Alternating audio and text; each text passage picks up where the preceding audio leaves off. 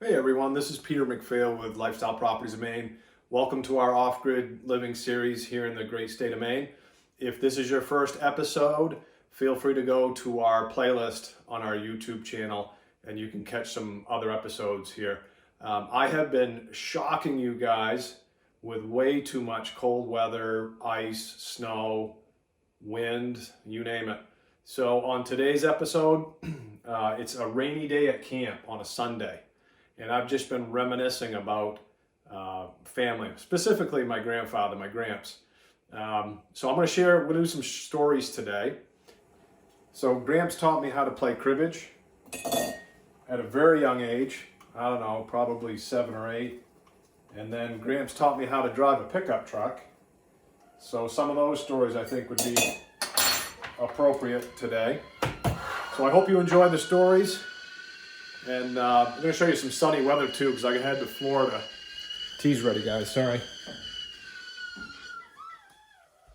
So we're heading to Florida here this week to a real estate conference. So it'll give me the chance to test out the gateway component on the solar system to be able to check in on camp while I'm gone. But I appreciate you joining me today, and let the stories begin, I guess.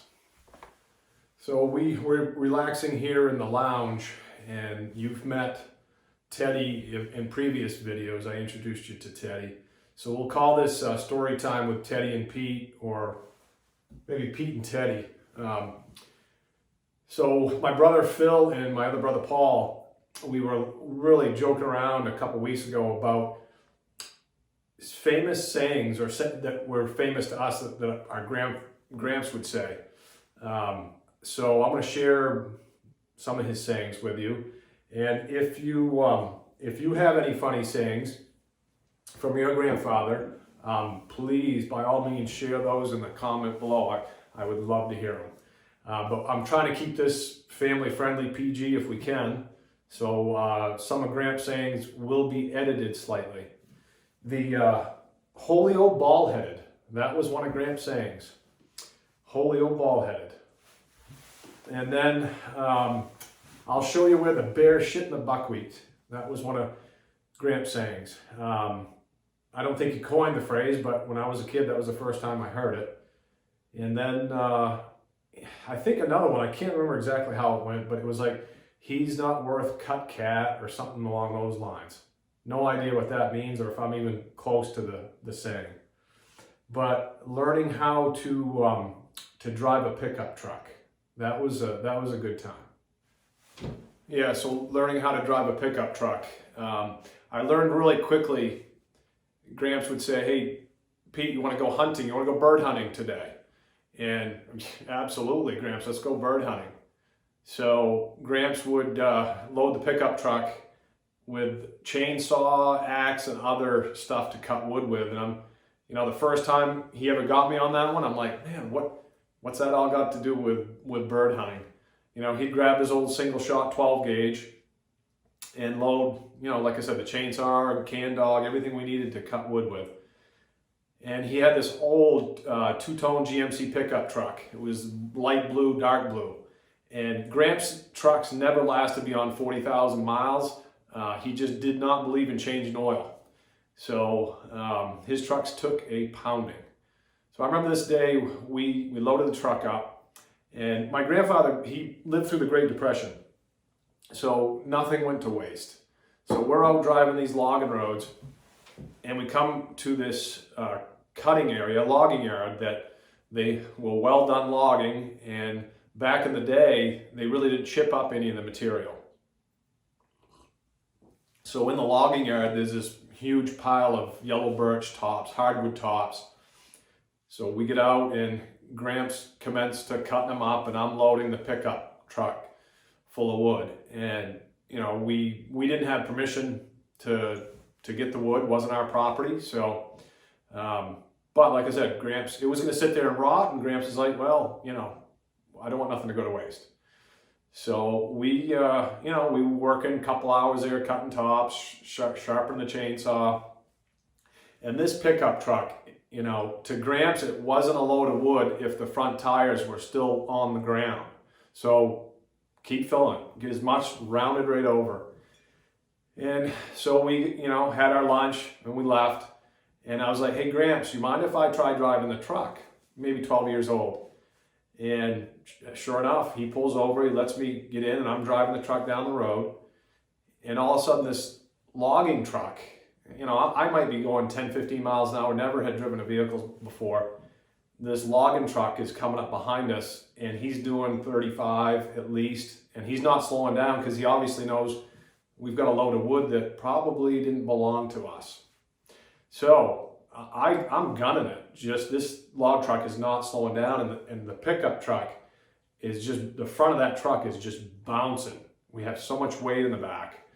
But that's, if you can learn to drive in those conditions, a little bit of snow and ice that we've seen so far this winter is not a real big deal. But that was my first experience with driving a pickup truck. All right, let's talk cribbage. Gramps taught me how to play cribbage. And if I were to run for governor in the state of Maine, I would make it a prerequisite for our fifth graders right from the get-go to learn how to play cribbage. I think it's that important to a skill. I mean, certainly the math skill, but Gramps was from Lithuania, and he loved cribbage. And he did not like to lose in cribbage. He was very superstitious. Once the cards got rolling and he was getting some big hands, I would try to slow down the tempo to break his rhythm. And I would be shuffling. He didn't want the card shuffled much, just boom, boom, boom, and deal them. So I would start shuffling the living daylights out of the cards, and Gramps would say, hurry up and deal those things before you shuffle the off the queens. So anyways, Gramps, when he lived to be 97, and his heart ended up failing him, but he lived at home until the day he died. But I remember when he went into the hospital and the doctor said, call your family together because, your grandfather's not going to make it. So we all go into the hospital and he's sitting there in bed. What do you want to do, Gramps? He wanted to play cribbage. And knowing that how bad he hated to lose and how much he loved to win, we played cribbage. So playing cribbage with Gramps at the hospital, didn't matter what I had for a hand. I was splitting my hand up. I was throwing fives in his crib. And so he's beat me in good shape, one skunk right after the next. And my uncle comes in and he's looking at my hand and he sees what I'm throwing in the crib to my grandfather. He's like, "The hell did you throw that in there for?" He sees me feeding Gramps cribbage. But I bet you Gramps probably skunked me 5, 6, 7 games. We lost count, but Gramps went home from the hospital. He lived another couple of months after that. So I guess that's another thing too. Cribbage, you live longer if you play cribbage, especially if you win. So good old Gramps. So if you play cribbage, please share in the comments below if you do, and if you remember who taught you how to play cribbage. And for that matter, where I'm kind of dedicating this show to my grandfather. If you had any other card games that were near and dear to your family, share the name of the game in the comments below as well. That would be fantastic. So this has been Peter McPhail with Lifestyle Properties of Maine. Thanks for joining us today with Story Time with Pete and Teddy. And the next clip's coming up. I'm hoping to show you some sunny weather here, guys, just to give you a break. So I appreciate you joining me today and hope to see you soon. Hey everyone, I promised you some sunny pictures from Florida, and we just arrived today for the real estate conference, and it was foggy. It was totally blanketed in with fog when we arrived. It's about 70 degrees, a little on the chilly side, not what I was expecting, but and the rest of the week looks like rain, but we are going to be in classes Wednesday, Thursday, Friday anyway, so we won't miss a whole lot. Spend an extra day here Saturday, so I'm hoping to at least get you one shot of some sunny scenes. So I forgot to tell you guys, we are in Miramar Beach, Florida, and my brother Phil and his wife Carmen are down by the pool. They just texted me, let's go see if we can find them. But I wanted to warn you guys, Phil doesn't get out of hibernation this early in the year, so he doesn't see the sun much. So make sure you either have those sunglasses if you're going to look at a solar eclipse, or some sort of welding helmet on if we do see him, just to protect your eyes. Let's go see if we can find him. So I looked around the pool. I don't see Phil anywhere. Down on the beach, Phil is not to be seen. I thought maybe I'd catch him down here with a fishing pole, but not seeing him anywhere. I don't know what happened to him. I don't know, guys. Phil is nowhere to be found. Hey guys, hey Alex, I am looking for my brother Phil, been searching all over. I've looked around the pool area, I can't find him, but kind of a stocky guy. He's from Maine, so he's white as a ghost. Usually wears a United Country Lifestyle Properties, a Maine hat. Have you guys seen anybody that fits that description? Isn't that the guy who was just out there kite surfing? Why if it is? Yeah, sounds like good.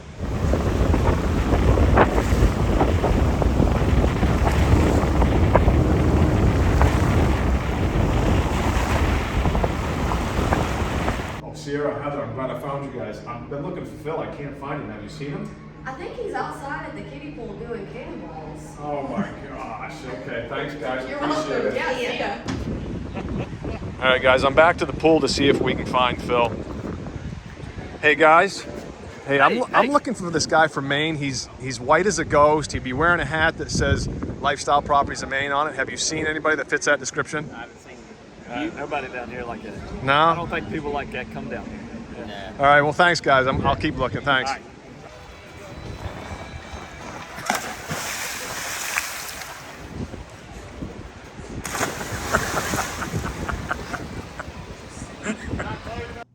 So I told you guys we'd check on the gateway that Rick and I had installed a few weeks ago. So I'm in Florida, just wanted to check the status of the solar power system there. And we had a snowstorm yesterday. It just turned 8 a.m. at the camp. And you can see where, actually, normally I would start making power well before now, but it just kicked on. You can see that 118 watts coming from the panels to the charge controller, and then 127 watts there in the house. But the snowstorm yesterday, the panels must have been covered with snow, and it took this much time, a couple hours, for the snow to melt off the panels before it started to pull some charge. But the batteries themselves are at 47.9 volts right now. And what I don't understand is what there should be power going to top off the batteries, because those batteries are really low, but it's not happening yet. So maybe the panels just aren't pulling enough. Would be my assumption. The panels aren't pulling enough yet. They still probably have a fair amount of snow on them. The other thing we can look at here does show the battery discharging status, and that's super low, discharged at 90%. And the other thing we want to look at here is the plant status. Notice that all my components have a green box in the check mark in the upper right corner, so that's a good thing. It means everything's working properly. And then I can toggle between screens. Let me do that. We'll switch to another screen. So this is my site overview screen. It just gives you a quick overview, that's all. Battery voltage, solar production, and the biggest thing I look for is alarms and warnings. There's 0, so that's a good thing. So it has now been about 30 minutes. Yeah, it's 8:30, and the batteries have jumped up to 48.4 volts, and they're certainly getting charged now. It's gone from 90% discharge to 83%. So just in a half hour, things are picking up quick, which is fantastic, because I've got to jump on a plane and get back to the camp. Hey buddy, I'm looking for a guy from Maine, my brother. Name's Phil. He'd be white as a ghost. He'd have a hat on that says Lifestyle Properties Maine. Have you seen him around this pool or anywhere around here? Yeah, he's right. Hold on now. Oh my gosh, there he is. There he is. How did that happen? Yeah. Oh, him? Here he is. There he is. Yeah. We found Wally. I didn't realize.